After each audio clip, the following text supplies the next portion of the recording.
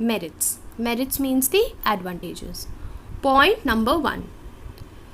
Easy formation. Why easy formation? We need to have an agreement. We need to have a mutual association with the rest of the persons, and then this partnership firm is established. It's very simple. Suppose 3 of your friends, you all decide that why not start up a partnership firm. Yes, you all can do. Only the thing is that you need to have an agreement between you, and that agreement can be either oral or it can be written. That's it. Larger financial resources. Yes, the funds provided, the capital invested will be high because over here 2 or more persons are operating, so definitely they will have a larger share of funds invested. Clear? Number 3, balanced decisions. Now, how are the decisions taken? The decisions are taken jointly by consulting each other. Clear? So, whenever any decision has to be taken, it is actually a mutual decision of all the partners. It's actually taken by consulting all the partners. So, the decision or the chances of getting a wrong decisions are very less here, and more or less the decision comes in a balanced form. Next one, sharing of risks. Risk means the losses. If there are any losses, it gets distributed among the partners, which reduces anxiety, burden and stress on the individual partners. Of course, suppose 3 partners are there, A, B and C, and there's a loss in the firm. So if that loss is shared among the 3 partners, each of them will have little portions. But if the losses are not shared and only one person has to bear the losses, then his share would be high. He would have an anxiety, he would feel the burden.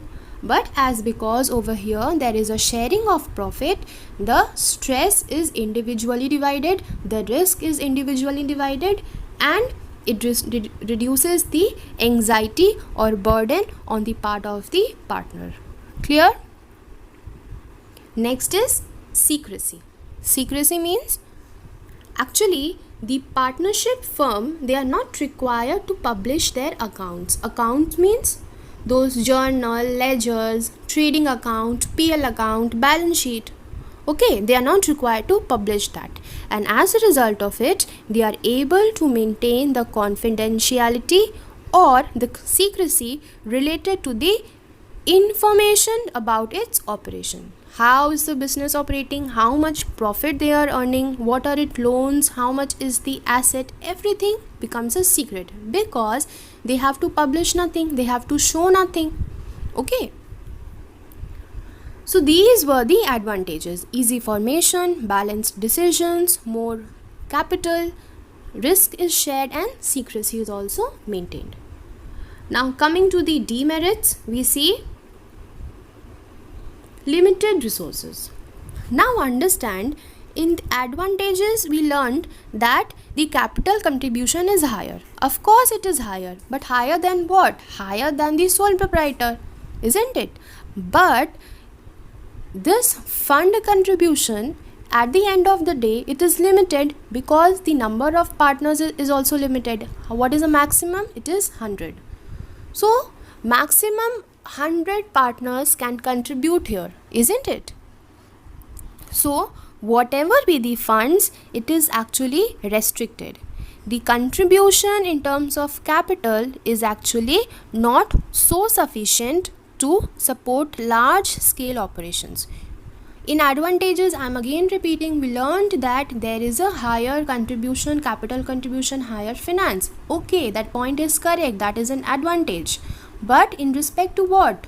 In respect to sole proprietorship. But if we talk about the disadvantage, definitely this partnership firm does not have an open access or does not have an unlimited access to finance. Does it have an unlimited access? No. Capital will be contributed by the partners and the number of partners are limited. So there is a limit among the partners, among the capital contribution, isn't it? I hope this point would be clear to you. Next one, unlimited liability. Unlimited liability, wherever you find this point, will definitely be an disadvantage for that particular organization or for that particular business type. Why? Because in unlimited liability, the partner has to bring money from his home. Okay. Next one, lack of continuity. Now this is again a disadvantage because the partnership tends to end with the death or with the retirement or with the insolvency of its partners. Again it can be started, agreed to your point, but at once it ends na, so that is a disadvantage. Clear? Number 4, lack of public confidence. Now why there is a lack of public confidence? Because these partnership firms, they do not publish their accounts. So think from the public's point of view.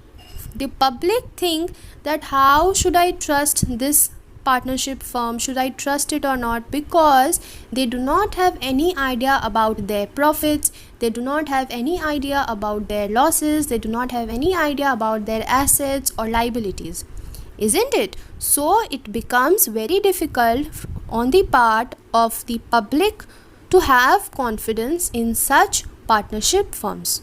Clear? So that is all for today. We'll meet you in the next video. Thank you.